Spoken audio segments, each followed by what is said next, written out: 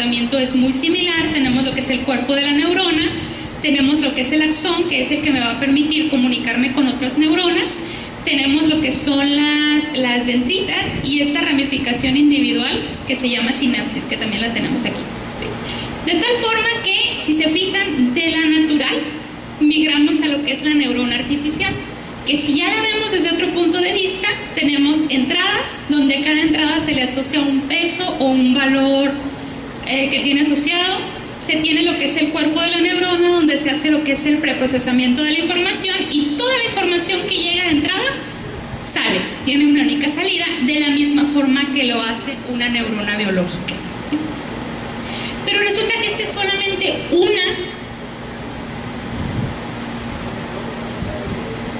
no se alcanza a visualizar, de una red de neuronas que nosotros podemos tener. Es decir, los sistemas computacionales tienen por lo menos 3 capas de neuronas.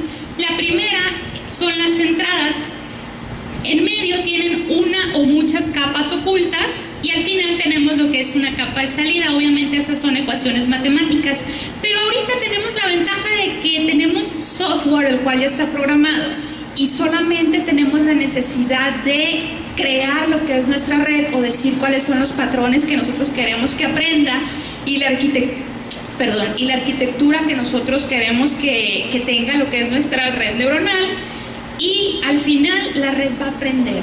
La ventaja de esta metodología es que prácticamente la podemos ver como una caja negra.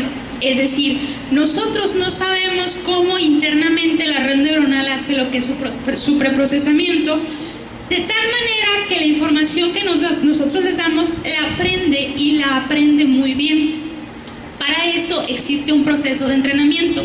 De la misma forma como nosotros entrenamos cuando éramos bebés para aprender a caminar, que era lo que sucedía, pues ahí nos traían nuestros padres, ¿no?, tratando de detenernos hasta que finalmente dimos un paso. Fue un proceso de aprendizaje. De la misma forma nosotros podemos tener ese proceso de aprendizaje dentro de lo que es una red neuronal una red neuronal. Aquí la podemos ver un poquito más matemáticamente. Aquí la única intención es que vean que la red neuronal está compuesta de entradas. En este caso tenemos 3 capas, pero la tercera es mi capa de salida. Es decir, nosotros en redes neuronales podemos tener problemas, los cuales podemos darle solución por medio de estas metodologías. ¿Qué pasa cuando nosotros como humanos tenemos información, por ejemplo, de personas, somos capaces de realizar identificación de patrones? O por ejemplo, si nosotros tenemos datos históricos acerca de algún tema en particular, somos capaces de predecir, ¿sí? Es decir, a lo mejor si me dicen, no sé, el alumno o mi compañero fulanito ha estado sacando tal y tal calificación, ¿y qué decimos? Pues al final va a reprobar, porque ya sabemos el comportamiento, ¿verdad? Entonces podemos hacer predicciones en base a información o datos históricos que se tengan. Bueno, de la misma manera, una red neuronal es especialista en lo que es reconocimiento de patrones y predicción. Son las grandes áreas de lo que son redes neuronales. Pero resulta que nosotros, si tenemos un problema complejo, pues lo podemos dividir en subproblemas, el típico divide y vencerás, de tal forma que cada red, cada módulo es una red interna que le va a dar solución a una parte del problema. Y al final, cada módulo me arroja lo que es una solución, y yo debo de tener una metodología la cual me permita integrar esa información para al final dar lo que es una respuesta al problema general. No voy a hablar mucho del tema, pero particularmente ahorita yo estoy trabajando en esta parte. Estoy tratando de desarrollar lo que es un sistema de integración, el cual me permita integrar información procedente de diferentes fuentes. Y en este caso no solamente hablo de trabajar con redes neuronales. A lo mejor, no sé, queremos hacer la manipulación de un robot de tal forma que para poder interactuar con él, necesita sensores. Bueno, a lo mejor un sensor es una cámara, a lo mejor otro sensor es un láser, a lo mejor otro sensor es un odómetro, de tal forma que la información procedente de esos sensores se combina en lo que es una red neuronal, y al final yo la combino para a lo mejor encontrar la trayectoria que va a seguir un robot, ¿sí? Entonces, esta área es en la que actualmente nos encontramos trabajando allá en el Tecnológico de Tijuana. ¿Y qué características tienen lo que son las redes neuronales? Bueno, tienen la capacidad de aprender. Yo le voy a dar a la red los datos que quiero que ésta aprenda, y una vez que lo aprende, lo hace muy bien. Otra característica es la autoorganización. Nosotros no sabemos cómo lo hace, pero internamente la red lo que hace es extraer patrones característicos. Ahorita vamos a poner un ejemplo acerca de lo que es el rostro, por ejemplo. Entonces, no sabemos cómo lo hace, pero reconoce lo que es el rostro de la persona, de tal forma que si se cambian las características, si la persona llega con lentes, con el cabello suelto, recogido, con barba, sin barba, etcétera, etcétera, va a ser capaz de identificar a la persona porque ya extrajo los patrones característicos de ella. Tolerancia a fallos. ¿Qué pasa si nosotros, por ejemplo, tenemos un software o un sistema computacional en el cual no tengamos la información completa? ¿Sí? Pues a veces el sistema no nos permite avanzar. Por ejemplo, hemos visto páginas web en las cuales si no metemos un dato, no nos deja darle siguiente, ¿no? Tenemos aquí con las redes neuronales la capacidad de introducir la información que inclusive no esté completa, pero la red neuronal, por la estructura interna que tiene la capacidad de generalizar de tal forma que aunque tengamos información incompleta, es capaz de dar lo que es una solución. Y también tiene lo que es flexibilidad, puede manejar cambios no importantes en la información de entrada, como señales con ruido u otros cambios en la entrada. Ahorita les explico esta para que les quede un poquito más claro. Cuando se trabaja con redes neuronales también se puede trabajar con lo que es una arquitectura paralela, es decir, nosotros actualmente podemos aprovechar los sistemas computacionales actuales donde ya no tenemos uno o dos procesadores, sino tenemos más. Si nosotros recordamos la arquitectura de la red neuronal, cada neurona puede ser distribuida dentro de un procesador y eso hace que nosotros tengamos más velocidad de procesamiento al momento de trabajar con este tipo de sistemas. ¿Qué es lo que hemos hecho nosotros particularmente con redes neuronales? Como lo comentaba, son expertas en lo que es reconocimiento de patrones y predicción. ¿Qué es un patrón? Bueno, particularmente yo estuve trabajando en lo que es el área de reconocimiento de palabras, ¿sí? Si nosotros volvemos a lo mismo, necesitamos una aplicación en la cual necesitemos reconocer, no sé, si la palabra que dice una persona es la clave para que pueda accesar a cierta área, entonces yo necesito reconocer el patrón característico de esa palabra. Si estamos hablando de voz, pues lo que tenemos son ondas senoidales, que es lo que nosotros queremos reconocer. En este caso, esta es la palabra accesar. Si ustedes se fijan, tenemos en la primera sílaba accesar, ¿sí? Pero resulta que pues aquí todo se ve muy bonito. ¿Qué pasa si nosotros tuviéramos palabras a las cuales le tuviéramos que poner ruido? Bueno, primero que nada, ¿qué es el ruido? El ruido es una interferencia sobre el dato particular en el cual nosotros estamos trabajando. En este caso, en esta imagen tenemos lo que es la palabra acosta, ¿sí? Podemos ver muy bien la separación de las tres sílabas. Sin embargo, al momento de realizar la grabación de la segunda palabra, pusimos música de fondo, ¿sí? De tal manera que nosotros podemos visualizar que la onda que se genera es mucho más extensa o más amplia que la onda que se genera cuando no tenemos ese ruido. ¿Por qué? Porque la realidad es que cuando estamos trabajando con lo que son sistemas computacionales reales, el ruido va a existir en el ambiente, ¿sí? Y el ruido es precisamente toda la interferencia que puede contaminar lo que es la señal de entrada. Entonces nosotros tenemos que ser capaces de lograr trabajar con información la cual no esté 100% completa o que mantenga lo que es una interferencia. Ese fue un proyecto de reconocimiento de palabra, porque es muy diferente reconocer lo que la persona dice con respecto a quien lo dice, ¿sí? Porque, por ejemplo, a lo mejor yo digo, bueno, la clave para accesar a cierta área es la palabra pirámide, ¿sí? Y a lo mejor llega cualquiera y dice pirámide y ya, puede accesar.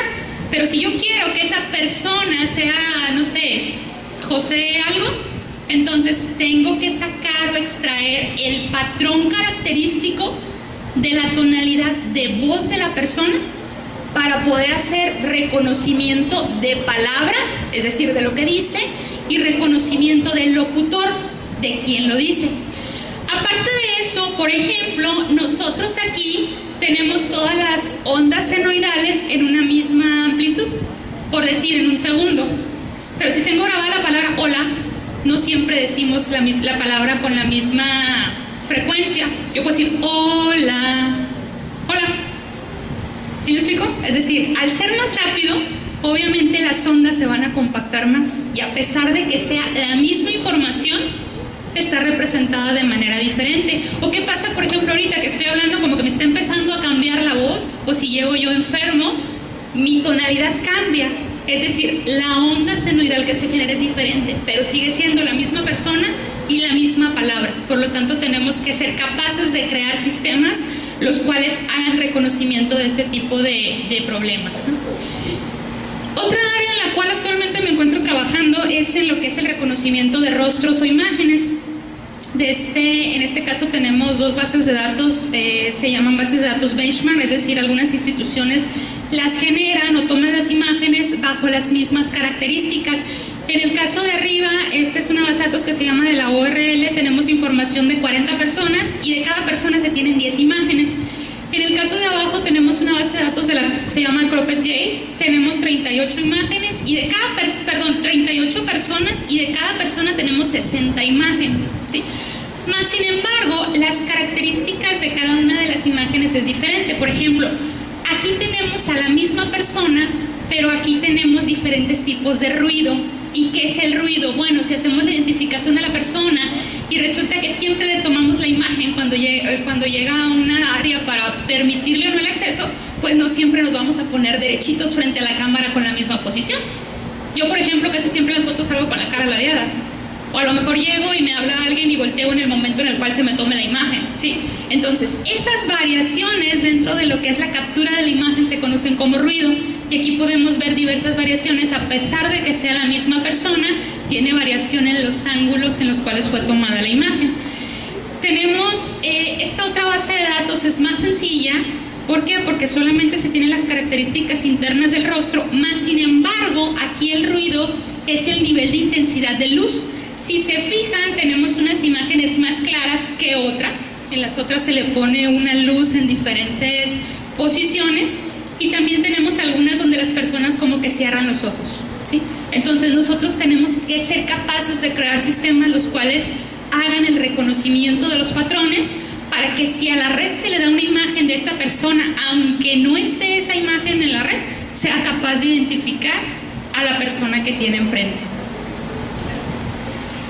Sin embargo, cuando nosotros trabajamos con redes neuronales, pues es muy fácil darle la información, pero entre más información le demos, pues más complejo se vuelve lo que es el problema. Para eso hacemos lo que es detección de bordes. ¿Para qué me sirve a mí detectar un borde? Bueno, porque a lo mejor yo simplemente quiero hacer el reconocimiento de algo y no necesito darle tanta información a lo que es el sistema computacional. Por ejemplo, aquí yo tengo lo que es la imagen de una persona y se le aplica lo que es un método de detección de bordes. De tal forma que, por ejemplo, si queremos crear un sistema computacional el cual sea capaz de identificarme si en una imagen hay una moto, yo puedo tener esta imagen de una moto, ¿sí? Pero si se fijan, atrás hay carros, atrás hay otra moto, el pavimento tiene algunas oscilaciones por ahí. De tal forma que si yo aplico algún preprocesamiento de la imagen, puedo con el simple contorno hacer identificación del objeto. Dependiendo de la metodología que yo utilice, puedo sacar o extraer más o menos bien la información o información mucho más completa, ¿sí? De tal manera que nosotros podamos realizar la identificación del objeto sin la necesidad de tener tanta información. Recuerden, cada píxel de la imagen representa una intensidad de gris o un valor numérico, ¿sí? Pero si esos valores numéricos yo se los mando en un rango más establecido de ceros y unos, ya la información está más diluida, está más completa y ya el sistema computacional puede aprender de una mejor manera. Otra área donde se han aplicado mucho reconocimiento de bordes, aplicación de bordes es para el problema de la huella digital. Nosotros si llegamos y ponemos nuestra huella digital para hacer un reconocimiento, pues muchas veces tenemos esto, pero a lo mejor traemos el dedo sucio o lo presionamos más o menos en algunas ocasiones.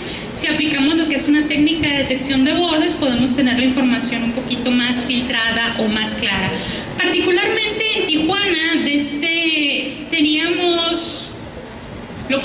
teníamos un sistema de multas electrónicas, ¿sí? Si pasabas por ciertas calles, Resulta que te detectaba si ibas a exceso de velocidad el sistema por medio de una cámara y te aplicaba multas, pero había muchas incoherencias por ahí. Una vez una señora salió quejándose de que su carro cuando mucho alcanzaba una velocidad de 100 kilómetros por hora y el sistema le había marcado que iba a 160, ¿no?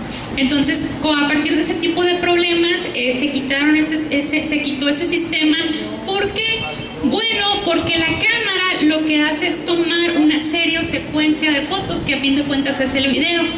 Y ahí tenían que hacer la identificación, primero que nada, voy a poner este como ejemplo, si ahí iba un carro.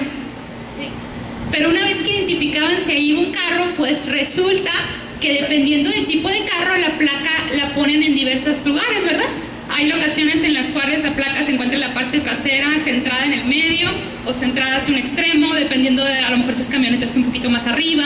Entonces, el sistema no solamente tiene que hacer el reconocimiento del patrón, tendría que identificar también lo que es el área donde se encuentra la placa, y una vez que encuentra la placa, tenía que identificar cuál placa para poder hacer lo que es la multa.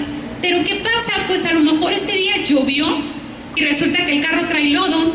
Bueno, pues la placa no se visualiza bien, ¿verdad? Pero con estas técnicas de detección de bordes se puede completar parcialmente lo que es la información y se puede visualizar lo que es el dato, ¿sí? Entonces es una de las técnicas muy, muy utilizadas. Ahorita que les decía que estoy trabajando con bases de datos, pues yo al momento de darle la información a la red neuronal, en vez de darle esta información que tiene más datos o más variaciones en mis matrices de números, yo lo que hago es aplicar diversas metodologías y esta es la información que le doy a la red. A la red no le interesa tanto el color, le interesa más el patrón característico de la persona, la distancia que hay entre ojos, nariz, boca, etcétera, etcétera. Esa es una base de datos, esta es la segunda base de datos después de aplicarle lo que es detección de bordes. Y otra aplicación que estamos desarrollando en el tecnológico es detección de cardiopatías o arritmias. Nosotros sabemos que cuando vamos con un doctor, el doctor al momento de hacernos lo que es el ecocardiograma puede al verlo determinar si una persona tiene o no lo que es una cardiopatía. Sin embargo, lo que se pretende es que los sistemas computacionales sean capaces de realizar ese proceso, ¿sí? Entonces, la cardiopatía en este caso pues es tomada por medio de un video. Y aquí tenemos dos imágenes, una donde la persona tiene una cardiopatía y una imagen, donde es normal, y aquí se tiene lo que es una cardiopatía. Estamos empezando a trabajar con video, recordemos, el video es una secuencia de fotos. Entonces, una vez que tenemos este video, extraemos lo que es la información o sacamos una cantidad de muestras, de tal forma que de tener, por ejemplo, una muestra, le aplicamos una serie de filtros o elementos, los cuales me permiten que yo pueda resaltar solo lo que ocupo de la imagen. Si se fijan, se le quita toda la información que trae adicional el software que está creando lo que es la imagen de la cardiopatía. Pero aunado a eso, también le puedo aplicar diversas técnicas que me permiten que yo pueda resaltar lo que es información. ¿Cuánto tiempo me queda? Perdón. Porque... ¿saben? Y por ejemplo, también de tener esta imagen original, le hacemos un filtrado donde quitamos todo lo que no nos sirve y aparte de eso, resaltamos información. Ok, gracias. Resaltamos lo que es información. Si alguien tiene alguna duda, un comentario, no hay problema, me pueden interrumpir. 15. Ok, ahorita al final. Ok, otra aplicación que se está desarrollando ahorita es la detección de trastorno de déficit e hiperactividad, déficit de atención e hiperactividad. Ahorita sabemos que es como que la enfermedad que tienen la mayoría de los niños, no se aguanta, tiene déficit de atención e hiperactividad. Ese trastorno es un poquito difícil de identificar y las personas expertas, los neurólogos o neurólogos pediatras, son los que al momento de ver estas ondas que generan lo que son los encefalogramas, pueden determinar si una persona tiene o no déficit de atención. Lo que se pretende también es realizar sistemas computacionales que detecten el comportamiento de ciertas ondas, las cuales sean capaces de identificar si la persona o el niño tiene o no déficit de atención, sin necesidad de que el doctor lo diga, sino que solamente con tener el encefalograma ya se puede identificar. Recuerden, esto es complicado. ¿Por qué? Porque hay que darle los patrones característicos a lo que son los sistemas computacionales. Otra área también es la predicción del comportamiento de la bolsa de valores. Particularmente en el 2009 estuve trabajando con un alumno donde realizamos una aplicación muy interesante. Sabemos que existe poco software para personas con discapacidad. En este caso trabajamos con un software para personas con discapacidad auditiva. Tenía el nombre de IRE. El joven que desarrolló ese programa tenía un hermano con discapacidad auditiva, no escuchaba, y pues la comunicación la entablaban por medio de señas. De tal forma que lo que hizo este joven fue un chat para sordomudos.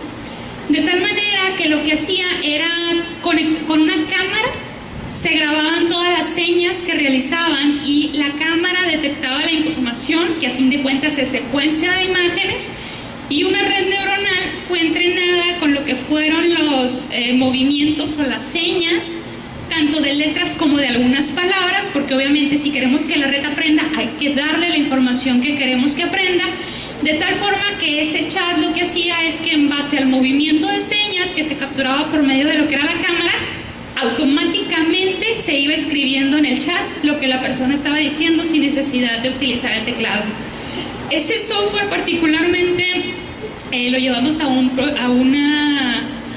concurso en México. Estuvo a punto de ganar el primer lugar.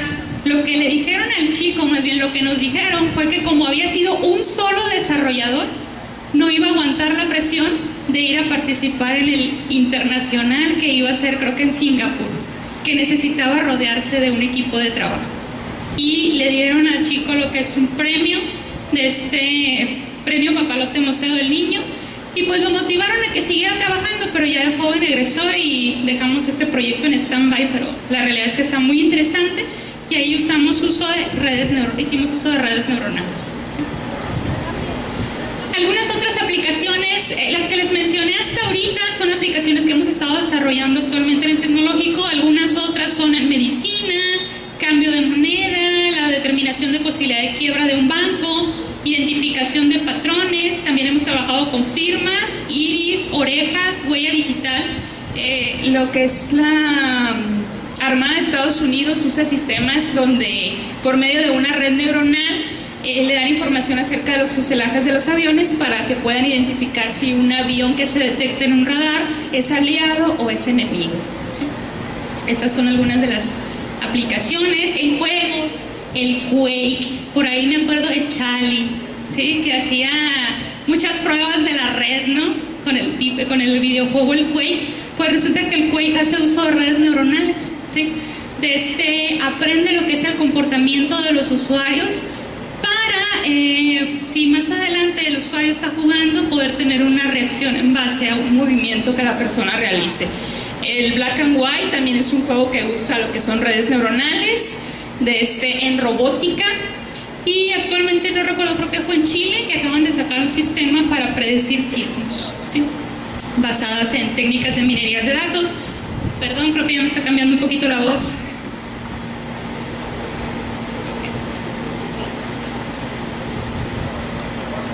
Me voy a ir un poquito más rápido. Okay. Otra área que nosotros tenemos dentro de lo que es la computación inteligente es la lógica difusa. Hace rato yo preguntaba y por acá la profesora nos contestaba, bueno, la lógica difusa no es la lógica tradicional con la cual trabaja la computadora. La computadora es muy tajante, ¿es falso o es verdadero? ¿Sí? Y nosotros cuando programamos, por ejemplo, decimos, no sé, ¿cuál es el promedio de un alumno? Bueno, es 69.9. ¿Qué diría la computadora? Está reprobado, ¿verdad? Un sistema computacional. ¿Por qué? Porque no cumple con lo que son los requisitos de un promedio mínimo de 70. Pero, por ejemplo, una persona, bueno, ya pone en juego otros criterios. Dice, bueno, el alumno trabajó, le echó ganas, le falta 0.1 de décima, le voy a poner 70, ¿verdad? Así es como nosotros pensamos los humanos, no solamente falso o verdadero, sino que damos un valor de pertenencia a lo que es la información. Este tema fue desarrollado en 1964 por un personaje, Sade. Tuve la oportunidad de estar con él en mayo en unas conferencias. Y lo que hizo fue definir variables lingüísticas, es decir, definir variables las cuales nosotros podemos trabajar por medio de palabras, es decir, en vez de en un sistema computacional, si queremos hacer referencia a si una persona es alta, la pregunta ¿es alta con respecto a qué? A lo mejor yo veo, no sé, a un compañero y digo, es alto, pero llega una persona más alta y dice, no, no es alto, o sea, cada quien tenemos una percepción diferente. Entonces, lo que hacemos aquí es que en base a una variable le damos valores lingüísticos, puede ser alto, puede ser medio, puede ser bajo, ¿sí? Y en base a eso, pues se han logrado aproximaciones muy interesantes. Originalmente se trabajó con lo que es la lógica difusa tipo 1, que son simples funciones de membresía o de pertenencia, a la cual se les asocian lo que son reglas if-then que nosotros conocemos en programación. Poco a poco fue evolucionando, pero resulta que se trabajó ahora con lo que es la lógica difusa tipo 2, es decir, la información ya puede tener incertidumbre o ser datos imprecisos o no exactos. Actualmente se tiene conocimiento de que solo en 3 partes del mundo se está trabajando en esta área. Del año 2010 para acá, si se tienen unas 25 publicaciones de esta área, son muchas, que es la lógica difusa generalizada. Actualmente yo me encuentro trabajando en esta parte, donde si se fijan aquí tenemos solamente un comportamiento de una señal. Aquí la señal se encuentra en 2 dimensiones, pero aquí ya estamos trabajando con la tercera dimensión, que representaría lo que es incertidumbre, ¿sí? Pero este tema ha venido a revolucionar el mundo. ¿Por qué? Porque ahorita nosotros hemos escuchado mucho acerca de sistemas inteligentes. ¿Quién no ha escuchado acerca de, por ejemplo, una lavadora inteligente en la cual le metemos la ropa y automáticamente detecta cuál va a ser el ciclo de lavado? Automáticamente en contenedores ponemos jabón, etcétera, etcétera, y automáticamente sola determina cuál va a ser el ciclo sin necesidad de nosotros ponernos a programarla, ¿no? Se aplica en purificadoras de agua, metalurgia, robótica, aviones, trenes en Japón, en sensores, imágenes y sonido, calibraciones de cámaras, Sony, Sanyo, Canon, lavadoras, aires acondicionados, en autos, los sistemas ABS de la Mazda, la Nissan, Renault, control de velocidades. Lógica difusa es un área que la podemos visualizar prácticamente en cualquier elemento que necesite ser controlado. Sistemas expertos en informática. Ahorita se está trabajando con lo que son bases de datos difusas. Nosotros cuando hacemos una consulta en una base de datos decimos, por ejemplo, los alumnos que tengan un promedio mayor o igual a 90, pero con lógica difusa vamos a decir a lo mejor los alumnos que tengan un promedio alto. Es decir, vamos a empezar a trabajar con palabras en vez de rangos de números, ¿sí?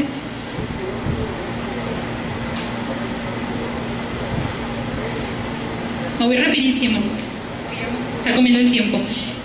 También trabajamos mucho lo que es el área de optimización. ¿Qué consiste la optimización? Pues encontrar una mejor solución o soluciones candidatas buenas para lo que es un problema. Particularmente se tienen algunos métodos los cuales están siendo inspirados en la naturaleza. No sé si han escuchado acerca de alguno de ellos. Uno de los más recientes es un algoritmo que está basado en el comportamiento de lobos, murciélagos, abejas, aves, luciérnagas, gotas de agua, bacterias, partículas, hormigas, algoritmos que se basan en la cultura, estrategias de evolución, algoritmos genéticos. Estas solamente son algunas de las aplicaciones. Bueno, otra área que trabajamos son los algoritmos genéticos. ¿Qué es la genética? Bueno, todos sabemos que traemos internamente nuestro código genético, en el cual nosotros traemos información acerca de nuestras características físicas o inclusive algunos tipos de enfermedades que nosotros vayamos a tener en futuro. El genoma humano está compuesto por una cadena de datos o de información que a la vez se deriva en lo que es genotipo y fenotipo. El genotipo es la información cromosómica que tenemos y el fenotipo son las características físicas, tipo de piel, color de ojos, color de cabello, etcétera, etcétera. Esta metodología está basada en el proceso de evolución del hombre. Nosotros tenemos varias teorías, una de las más acertadas o la más fuerte podemos decir es que evolucionamos del chango, ¿no? Que a medida de que el chango vio la necesidad de tener una mejor calidad de vida fue evolucionando o sufriendo mutaciones para llegar a ser lo que hoy somos, es decir, poco a poco se fue enderezando, fue evolucionando, pero eso no ocurrió de un año para otro, sino a lo largo del tiempo. De tal manera que este personaje, John Holland, vio esa metodología y lo que hizo fue inspirarse para crear sistemas computacionales los cuales fueran capaces de dar soluciones en base a una población de individuos. Es decir, nosotros actualmente lo que hacemos es un proceso de selección natural. Cuando nosotros estamos jóvenes,